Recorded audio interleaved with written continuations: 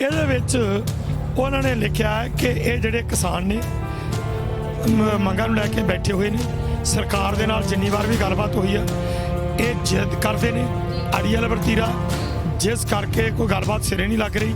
ਤੇ ਇਸ ਗੱਲ ਨੂੰ ਮੱਦੇ ਨਜ਼ਰ ਰੱਖਦਿਆਂ ਅਸੀਂ ਰਾਸ਼ਟਰ ਦੇ ਹਿੱਤ ਵਿੱਚ ਬੀਜੇਪੀ ਲੀਡਰ ਕਹਿ ਰਿਹਾ ਕਿ ਰਾਸ਼ਟਰ ਹਿੱਤ ਵਿੱਚ ਜਿਹੜਾ ਕੰਮ ਸਰਕਾਰ ਨਹੀਂ ਕਰ ਸਕੀ ਉਹ ਹੁਣ ਬੀਜੇਪੀ ਦੇ ਲੀਡਰ ਤੇ ਵਰਕਰ ਕਰਨਗੇ। ਕੀ ਕਰਨਗੇ? ਉਹਨਾਂ ਨੇ ਕਿਹਾ ਕਿ ਜਿਹੜੀ 26 ਤਰੀਕ ਨੂੰ ਹੁਣ ਇਹ ਕਿਸਾਨ ਰੈਲੀ ਕੱਢ ਰਹੇ ਨੇ, ਟਰੈਕਟਰ ਰੈਲੀ, ਉਹ ਟਰੈਕਟਰ ਰੈਲੀ ਨਹੀਂ ਇਹਨਾਂ ਨੂੰ ਕੱਢਣ ਦੇਣੀ ਕਿਸੇ ਕੀਮਤ। ਇੱਕ ਗੁੰਮਰਾਹ ਕਰਕੇ ਸਾਡੇ ਲੋਕਾਂ ਦੇ ਉੱਤੇ ਇੱਕ ਦਹਿਸ਼ਤ ਪੈਦਾ ਕਰਨ ਵਾਸਤੇ ਇਹ ਸੋਸ਼ਲ ਮੀਡੀਆ ਦੇ ਉੱਤੇ ਲੈਟਰ ਜਿਹੜਾ ਇਹਨੂੰ ਵਾਇਰਲ ਕਰਕੇ ਤੇ ਲੋਕਾਂ ਨੂੰ ਇੱਕ ਕਿਸਮ ਦਾ ਦਬਾਉਣ ਦੀ ਕੋਸ਼ਿਸ਼ ਕੀਤੀ, ਡਰਾਉਣ ਦੀ ਕੋਸ਼ਿਸ਼ ਕੀਤੀ ਗਈ।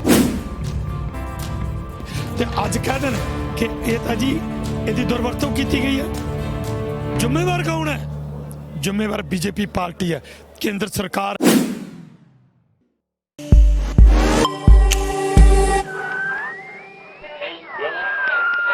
ਸਾਂਝਾ ਪੰਜਾਬ ਚੈਨਲ ਦੇਖ ਰਹੇ ਸਾਰੇ ਹੀ ਦੇਸ਼ ਦੇ ਦਰਸ਼ਕਾਂ ਦਾ ਮੈਂ ਹਰਜੀਤ ਕੌਰ ਸਵਾਗਤ ਕਰਦਾ। ਦਰਸ਼ਕੋ, ਤੁਹਾਨੂੰ ਦੱਸ ਦਈਏ ਕਿ ਲਗਾਤਾਰ ਕਿਸਾਨੀ ਅੰਦੋਲਨ ਦੀਆਂ ਗਤੀਵਿਧੀਆਂ ਬਾਰੇ ਅਸੀਂ ਸਮੇਂ-ਸਮੇਂ ਤੇ ਜਾਣਕਾਰੀ ਲੈਂਦੇ ਰਹੇ ਨੇ ਤੇ ਸਾਡੇ ਨਾਲ ਵੀ ਬਲਦੇਵ ਸਿੰਘ ਸਿਰਸਾ ਜੀ ਆ ਜਿਹੜੇ ਸਾਨੂੰ ਸਮੇਂ-ਸਮੇਂ ਤੇ ਕਿਸਾਨੀ ਅੰਦੋਲਨ ਦੀਆਂ ਗਤੀਵਿਧੀਆਂ ਬਾਰੇ ਦੱਸਦੇ ਰਹਿੰਦੇ ਨੇ। ਸੋ ਤੁਹਾਨੂੰ ਦੱਸ ਦਈਏ ਕਿ ਸੋਸ਼ਲ ਮੀਡੀਆ ਤੇ ਇੱਕ ਲੈਟਰ ਬੜੀ ਵਾਇਰਲ ਹੋ ਰਹੀ ਹੈ ਭਾਰਤੀ ਜਨਤਾ ਪਾਰਟੀ ਵੱਲੋਂ, ਜਿਹੜੀ ਕਿ ਹਿੰਸਕ ਸ਼ਬਦਾਵਲੀ ਉਹਦੇ ਵਿੱਚ ਵਰਤੀ ਗਈ ਆ 26 ਜਨਵਰੀ ਦੀ ਪਰੇਡ ਨੂੰ ਲੈ ਕੇ। ਸੋ ਸਾਡੇ ਨਾਲ ਬਲਦੇਵ ਸਿੰਘ ਸਿਰਸਾ ਜੀ ਮੌਜੂਦ ਆ ਜਿਹੜੇ ਕਿ ਸਾਨੂੰ ਇਸ ਬਾਰੇ ਵੀ ਦੱਸਣਗੇ ਤੇ ਇੱਕ ਤੁਹਾਨੂੰ ਦੱਸ ਦੇ ਕਿ ਇਹਨਾਂ ਨੂੰ ਵੀ NIA ਵੱਲੋਂ ਨੋਟਿਸ ਜਿਹੜਾ ਜਾਰੀ ਹੋਇਆ ਤੇ ਉਸ ਬਾਰੇ ਵੀ ਅਸੀਂ ਗੱਲ ਕਰਾਂਗੇ। ਗੱਲਬਾਤ ਕਰਨ ਤੋਂ ਪਹਿਲਾਂ ਸਵਾਗਤ ਕਰਦੇ ਜੀ ਸਾਨੂੰ। ਧੰਨਵਾਦ ਜੀ। ਖਾਲਸਾ ਜੀ ਫਤਿਹ ਜੀ। ਬਹੁਤ ਸਿਰਸਾ ਜੀ, ਆਪਾਂ ਦੇਖ ਰਹੇ ਸੀਗੇ ਕਿ ਰਾਜੇਸ਼ ਭਾਟੀਆ ਜਿਹੜੇ ਹੈਗੇ ਆ ਉਹਨਾਂ ਵੱਲੋਂ ਇੱਕ ਜਿਹੜੀ ਲੈਟਰ ਆ ਉਹ ਸੋਸ਼ਲ ਮੀਡੀਆ ਤੇ ਵੀ ਬਹੁਤ ਵਾਇਰਲ ਹੋ ਰਹੀ ਹੈ, ਪਰ ਉਹਨਾਂ ਵੱਲੋਂ ਨਾਲ ਹੀ ਟਵਿੱਟਰ ਤੇ ਆਪਣਾ ਸਪਸ਼ਟੀਕਰਨ ਦੇ ਦਿੱਤਾ ਜਾਂਦਾ ਹੈ ਕਿ ਇਹ ਮੇਰੀ ਲੈਟਰ ਪੈਡ ਨੂੰ ਯੂਜ਼ ਕੀਤਾ ਗਿਆ ਹੈਗਾ, ਇਹ ਮੈਂ ਇਦਾਂ ਦੀ ਸ਼ਬਦਾਵਲੀ ਨਹੀਂ ਵਰਤੀ ਜੋ ਦੇਸ਼ ਧਰੋਹੀਆਂ ਹੋਵੇ। ਸੋ ਕਿਸ ਤਰ੍ਹਾਂ ਦੇਖਦੇ ਹੋ ਇਸ ਜੀ? ਦੇਖੋ, ਗੱਲ ਇਹ ਹੈ ਕਿ ਇਹ ਜਿਹੜਾ ਲੈਟਰ ਹੈ ਇਹ ਤਾਂ ਗੱਲ ਉਹ ਮੰਨ ਗਏ ਆ ਨਾ ਵੀ ਲੈਟਰ ਪੈਡ ਸਾਡਾ ਤੇ ਇਹਦੀ ਯੂਜ਼ ਕੀਤਾ, ਕਿਸੇ ਨੇ ਦੁਰਵਰਤੋਂ ਕੀਤੀ ਆ। ਹੁਣ ਲੈਟਰ ਪੈਡ ਹੋਵੇ ਉਹਨਾਂ ਦਾ ਤੇ ਹੋਵੇ ਰਾਜਨੀਤਿਕ ਪਾਰਟੀ, ਹੋਵੇ ਕੇਂਦਰ ਵਿੱਚ ਸਰਕਾਰ ਦੇ ਵਿੱਚ ਮੌਜੂਦਾ ਸਰਕਾਰ ਹੋਵੇ ਅਤੇ ਕਿਸਾਨਾਂ ਦਾ ਚੱਲ ਰਿਹਾ ਹੋਵੇ ਸੰਘਰਸ਼ ਏਡੇ ਵੱਡੇ ਪੱਧਰ ਤੇ, ਔਰ ਉਸ ਲੈਟਰ ਪੈਡ ਦੇ ਉੱਤੇ ਏਡੀ ਵੱਡੀ ਸ਼ਬਦਾਵਲੀ, ਗਲਤ ਸ਼ਬਦਾਵਲੀ, ਹਿੰਸਕ ਕਾਰਵਾਈਆਂ ਕਰਨ ਵਾਸਤੇ ਜਿਸ 'ਚ ਪ੍ਰੇਰਿਤ ਕੀਤਾ ਗਿਆ ਹੋਵੇ। ਔਰ ਮੇਰੇ ਵੱਲੋਂ ਇਹ ਜਿਹੜਾ ਸੀ ਉਸ ਟਾਈਮ ਦੇ ਉੱਤੇ ਲੈਟਰ ਪੈਡ, ਜਦੋਂ ਇਹ ਲੈਟਰ ਸਾਹਮਣੇ ਮੀਡੀਆ 'ਚ ਲਿਆਂਦਾ ਗਿਆ ਉਸ ਤੋਂ ਬਾਅਦ ਉਹ ਟਵੀਟ ਕਰਦਾ ਹੈ ਕਿ ਇਹ ਜਿਹੜਾ ਲੈਟਰ ਦੀ ਦੁਰਵਰਤੋਂ ਹੋਈ ਆ। ਇਹ ਗੱਲ ਤਾਂ ਮੰਨ ਗਏ ਨਾ ਕਿ ਲੈਟਰ ਸਾਡਾ ਦੁਰਵਰਤੋਂ ਹੋਈ ਆ। ਹੁਣ ਸਵਾਲ ਇਹ ਹੈ ਕਿ ਇਹ ਲੈਟਰ ਚੋਰੀ ਕਿਹਨੇ ਕੀਤਾ? ਸਵਾਲ ਹੈ ਉਹ ਟਾਈਪ ਕਿਹਨੇ ਕਰਾਇਆ? ਕਿਸ ਕੰਪਿਊਟਰ ਤੋਂ ਟਾਈਪ ਹੋਇਆ? ਉਹਦਾ ਜ਼ਿੰਮੇਵਾਰ ਕੌਣ ਹੈ? ਉਹ ਕੌਣ ਸੀ ਜਿਹਨੇ ਸੋਸ਼ਲ ਮੀਡੀਆ ਤੇ ਇਹ ਹਾਈਲਾਈਟ ਕੀਤਾ? ਔਰ ਉਸ ਤੋਂ ਬਾਅਦ ਉਹਦੇ ਨਾਲ ਹੋਰ ਕੌਣ ਬੰਦੇ ਨੇ ਜਿਹੜੇ ਉਹਦੇ ਸੰਪਰਕ 'ਚ ਨੇ? ਉਹਨਾਂ ਸਾਰਿਆਂ ਲੋਕਾਂ ਦੀ ਜਿੰਨਾ ਚਿਰ ਪੜਤਾਲ ਕਰਕੇ ਇਹ ਤਫਤੀਸ਼ ਦੇ ਨਾਲ ਲਿਸਟ ਨਹੀਂ ਸਾਹਮਣੇ ਲਿਆਂਦੀ ਜਾਂਦੀ ਵੀ ਕੌਣ ਲੋਕ ਨੇ, ਤੇ ਇਹ ਲੋਕਾਂ ਨੂੰ ਇੱਕ ਗੁੰਮਰਾਹ ਕਰਕੇ ਸਾਡੇ ਲੋਕਾਂ ਦੇ ਉੱਤੇ ਇੱਕ ਦਹਿਸ਼ਤ ਪੈਦਾ ਕਰਨ ਵਾਸਤੇ ਇਹ ਸੋਸ਼ਲ ਮੀਡੀਆ ਦੇ ਉੱਤੇ ਲੈਟਰ ਜਿਹੜਾ ਇਹਨੂੰ ਵਾਇਰਲ ਕਰਕੇ ਤੇ ਲੋਕਾਂ ਨੂੰ ਇੱਕ ਕਿਸਮ ਦਾ ਦਬਾਉਣ ਦੀ ਕੋਸ਼ਿਸ਼ ਕੀਤੀ, ਡਰਾਉਣ ਦੀ ਕੋਸ਼ਿਸ਼ ਕੀਤੀ ਗਈ। ਤੇ ਅੱਜ ਕਹਿ ਦੇਣ ਕਿ ਇਹ ਤਾਂ ਜੀ ਇਹਦੀ ਦੁਰਵਰਤੋਂ ਕੀਤੀ ਗਈ ਹੈ। ਜ਼ਿੰਮੇਵਾਰ ਕੌਣ ਹੈ? ਜ਼ਿੰਮੇਵਾਰ ਬੀਜੇਪੀ ਪਾਰਟੀ ਹੈ, ਕੇਂਦਰ ਸਰਕਾਰ ਹੈ, ਦਿੱਲੀ ਦੀ ਸਰਕਾਰ ਜ਼ਿੰਮੇਵਾਰ। ਔਰ ਦਿੱਲੀ ਦੇ ਵਿੱਚ ਅੱਜ ਜਿਹੜਾ ਉਹ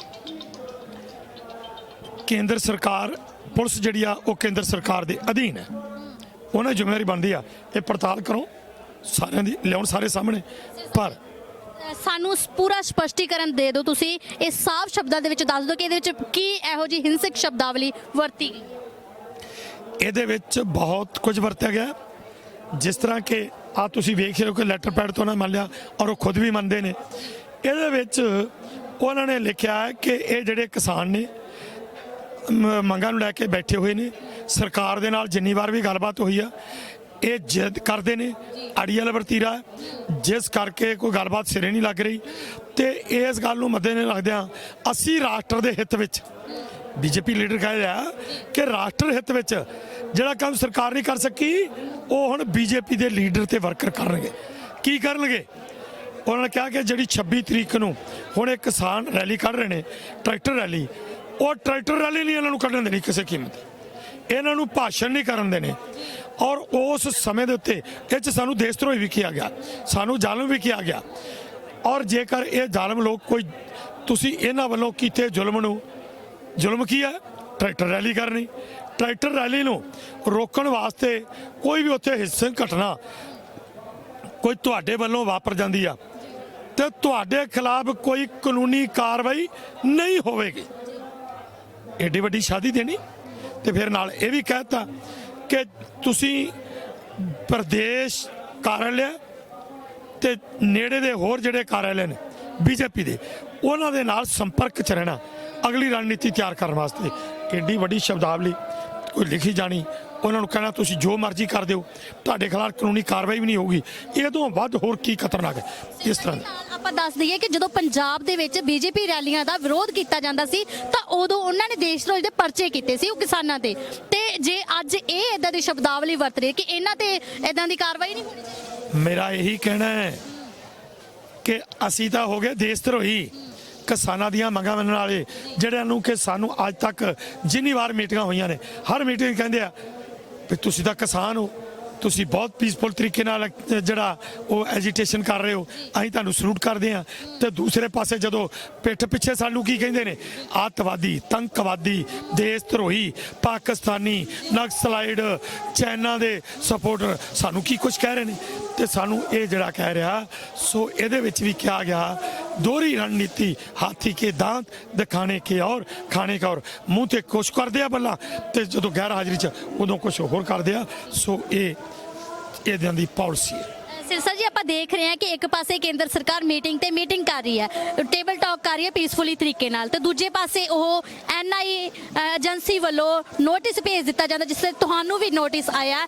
ਕੀ ਕਹੋਗੇ ਕਿ ਇੱਕ ਪਾਸੇ ਮੀਟਿੰਗ ਚੱਲ ਰਹੀ ਹੈ, ਇੱਕ ਪਾਸੇ ਸੁਪਰੀਮ ਕੋਰਟ ਦਾ ਜਿਹੜਾ ਸਹਾਰਾ ਉਹ ਲੈ ਰਹੇ ਨੇ ਤੇ ਇੱਕ ਪਾਸੇ ਇਦਾਂ ਦੀਆਂ ਨੋਟਿਸ ਕੱਢਣੇ?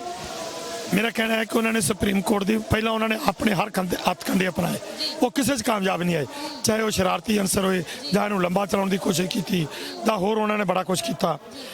ਉਸ ਤੋਂ ਬਾਅਦ ਉਹਨਾਂ ਨੇ ਸੁਪਰੀਮ ਕੋਰਟ ਦਾ ਸਹਾਰਾ ਲਿਆ, ਉੱਥੇ ਵੀ ਉਹਨਾਂ ਨੂੰ ਮੂੰਹ ਦੀ ਖਾਣੀ ਪਈ। ਉਸ ਤੋਂ ਬਾਅਦ ਉਹਨਾਂ ਨੇ NIA ਏਜੰਸੀ ਦਾ ਸਹਾਰਾ ਲਿਆ, ਉੱਥੇ ਵੀ ਉਹਨਾਂ ਨੂੰ ਮੂੰਹ ਦੀ ਖਾਣੀ ਪਈ ਸਰਕਾਰ ਨੂੰ। ਤੇ ਹੁਣ ਉਹ ਇੱਥੇ ਹੋਸ਼ੇ ਹੱਥ ਕੰਡਿਆਂ ਤੇ ਆ ਗਿਆ ਤੇ ਇੱਥੇ ਵੀ ਉਹਨਾਂ ਨੂੰ ਮੂੰਹ ਦੀ ਹੀ ਖਾਣੀ ਪਵੇਗੀ। ਉਹ ਕਹਿੰਦੇ ਨੇ ਕਿ ਅਸੀਂ ਤਾਂ ਜੀ ਇਹ ਕੀਤਾ ਨਹੀਂ ਸਾਡੇ ਨੇ। ਸੋ ਮੈਂ ਇਹ ਤੁਹਾਡੇ ਚੈਨਲ ਦੇ ਰਾਹੀਂ ਬੀਜੇਪੀ ਪਾਰਟੀ ਨੂੰ ਤੇ ਕੇਂਦਰ ਸਰਕਾਰ ਨੂੰ ਸਪਸ਼ਟ ਕਰਨਾ ਚਾਹੁੰਦਾ ਕਿ ਜੇਕਰ 26 ਜਨਵਰੀ ਨੂੰ ਕਿਸੇ ਕਿਸਮ ਦੀ ਹਿੰਸਕ ਕਾਰਵਾਈ ਹੋਈ ਤੇ ਜ਼ਿੰਮੇਵਾਰ ਤੁਸੀਂ ਹੋਵੋਗੇ, ਕਿਉਂਕਿ ਅਸੀਂ ਇਹ ਸ਼ਾਂਤਮਈ ਸੰਘਰਸ਼ ਸ਼ੁਰੂ ਕੀਤਾ, ਸ਼ਾਂਤਮਈ ਰਿਹਾ, ਸ਼ਾਂਤਮਈ ਰਹੇਗਾ। ਤੇ ਤੁਹਾਡੇ ਵੱਲੋਂ ਜੋ ਹਰਕਤਾਂ ਆ ਰਹੀਆਂ ਨੇ ਫਿਰ ਇਹ ਕਹਿੰਦੇ ਨੇ ਜੀ ਅਸੀਂ ਇਹ ਕੀਤਾ ਨਹੀਂ। ਹੁਣ ਇਹਨਾਂ ਨੂੰ ਪੁੱਛੋ ਫਿਰ ਲੈਟਰ ਤੋਂ ਤੇ ਮੁੱਕਰ ਜਾਣਗੇ, ਜਿਹੜਾ ਜ਼ਬਾਨੀ ਇਹਨਾਂ ਨੇ ਵਾਹਜਾਤ ਗੱਲਾਂ ਕੀਤੀਆਂ ਨੇ ਉਹਨਾਂ ਤੋਂ ਵੀ ਮੁੱਕਰ ਜਾਣਗੇ। ਸੋ ਇਹਨਾਂ ਦੇ ਮਨਸੂਬੇ ਮੈਂ ਸਾਰੀ ਦੁਨੀਆ ਦੇ ਸਾਹਮਣੇ ਰੱਖਤੇ ਆ। ਹੁਣ ਜੇ 26 ਜਨਵਰੀ ਨੂੰ ਕੋਈ ਮਾੜੀ ਘਟਨਾ ਵਾਪਰਦੀ ਆ ਉਹਦੀ ਸਾਰੀ ਜ਼ਿੰਮੇਵਾਰੀ ਸਰਕਾਰ ਦੀ ਹੋਏਗੀ। ਸਿਰਸਾ ਜੀ ਫਿਰ ਤੁਸੀਂ ਇਸ NI ਦੇ ਨੋਟਿਸ ਤਹਿਤ ਤੁਸੀਂ ਪੇਸ਼ ਹੋਏ ਹੋ ਫਿਰ ਅੱਗੇ UNO ਦੇ? ਨਾ, ਮੇਰੀ ਤੇ NIA ਜਿਹੜੀ ਆ ਉਹ ਹੈਗੀ ਆ ਸੰਯੁਕਤ ਮੋਰਚਾ, ਉਹਨਾਂ ਨੇ ਕਹਿਤਾ ਨਹੀਂ ਜਾਣਾ। ਮੈਂ ਤਾਂ ਪਹਿਲਾਂ ਨਹੀਂ ਜਾਣਾ ਕਿਉਂਕਿ 15 ਤਰੀਕ ਦੀ ਰਾਤ ਨੂੰ ਮੈਨੂੰ ਇੱਕ ਪ੍ਰੈਸ ਰਿਪੋਰਟਰ ਦਾ ਫੋਨ ਗਿਆ 11:30 ਵਜੇ ਰਾਤ ਨੂੰ, ਅਜੀ ਤੁਹਾਡੇ ਖਿਲਾਫ ਨੋਟਿਸ ਹੋ ਗਿਆ। ਮੈਨੂੰ ਤਾਂ ਪਤਾ ਹੀ ਨਹੀਂ, ਮੇਰੇ ਖਿਲਾਫ ਤਾਂ ਕੋਈ ਨਹੀਂ ਆਇਆ। ਉਹਨੇ ਫਿਰ ਪੜ੍ਹ ਕੇ ਸੁਣਾ, ਆਂਦੇ ਹੁਣ 17 ਤਰੀਕ ਨੂੰ ਪੇਸ਼ ਹੋਗੇ। ਮੈਂ ਕਿਹਾ ਨਹੀਂ, ਤੇ ਮੈਂ ਤਾਂ ਉਦੋਂ ਹੀ ਕਹਿ ਚੁੱਕਾ। ਸੋ ਹੁਣ ਸੰਯੁਕਤ ਮੋਰਚੇ ਨੇ ਕਹਿਤਾ ਕਿ ਨਹੀਂ ਪੇਸ਼ ਹੋਣਾ। ਮੇਰੇ ਵਾਸਤੇ ਤਾਂ ਸਭ ਕੁਝ ਸੰਯੁਕਤ ਮੋਰਚਾ ਹੈ, ਮੈਂ ਉਹ 40 ਮੈਂਬਰਾਂ ਦੇ ਵਿੱਚ ਆ ਤੇ ਮੈਂ ਉਹਨਾਂ ਨੂੰ ਸਾਰਿਆਂ ਨੂੰ ਛੱਡ ਕੇ ਕਿਵੇਂ ਚੱਲ ਜਾਊਂਗਾ? ਬਿਲਕੁਲ ਨਹੀਂ, ਮੈਂ ਨਹੀਂ ਪੇਸ਼ ਹੋਵਾਂਗਾ। 40 ਜਥੇਬੰਦੀਆਂ ਦੀ ਗੱਲ ਕੀਤੀ ਜਾਂਦੀ ਜਿਹੜਾ ਕਿ ਸੰਯੁਕਤ ਕਿਸਾਨ ਮੋਰਚਾ ਚਲਾ ਰਹੇ ਨੇ, ਤਾਂ ਗੁਰਨਾਮ ਸਿੰਘ ਜੜੂਨੀ ਦੀ ਵੀ ਗੱਲ ਆਉਂਦੀ ਹੈ ਕਿ ਉਹਨਾਂ ਨੂੰ ਵੀ ਕਾਫੀ ਵਿਵਾਦਾਂ ਵਿੱਚ ਘਿਰਿਆ ਨਜ਼ਰ ਆ ਰਹੇ ਹੈਗੇ ਤੇ ਸੰਯੁਕਤ ਕਿਸਾਨ ਮੋਰਚੇ ਵੱਲੋਂ ਕਿਤੇ ਨਾ ਕਿਤੇ ਦੇਖਿਆ ਜਾ ਰਿਹਾ ਕਿ ਇਹ ਗੱਲ ਹੈ ਕਿ ਉਹਨਾਂ ਨੂੰ ਕੱਢ ਦਿੱਤਾ ਗਿਆ, ਉਹਨਾਂ ਨੂੰ ਇਸ ਮੀਟਿੰਗ ਚੋਂ ਕੱਢ ਦਿੱਤਾ ਗਿਆ। ਤੁਸੀਂ ਬੀਬਾ ਕੱਲ ਦੀਆਂ ਖਬਰਾਂ ਨਹੀਂ ਸੁਣੀਆਂ? ਮਾੜਾ ਮੋਟਾ ਪਰਿਵਾਰ ਦੇ ਵਿੱਚ ਕੋਈ ਉਧਰ ਉਧਰੀ ਮਨ ਮਟਾਵ ਹੋਣਾ ਉਹ ਇੱਕ ਕੁਦਰਤੀ ਗੱਲ ਹੈ।